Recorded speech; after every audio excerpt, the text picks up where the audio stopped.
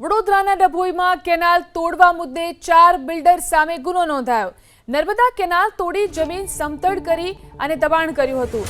285 metre લાંબો 15 metre પહોળો ભાગ તોડી પાડ્યો હતો। જમીન સમતળ કર્યા બાદ પ્લોટિંગ સોસાયટીનું કામ શરૂ કર્યું હતું। પોલીસે 4 બિલ્ડર સામે ગુનો નોંધ્યો। એમએલએ શૈલેષ મહેતાએ સંકલન બેઠકમાં આ અંગે રજૂઆત કરી હતી।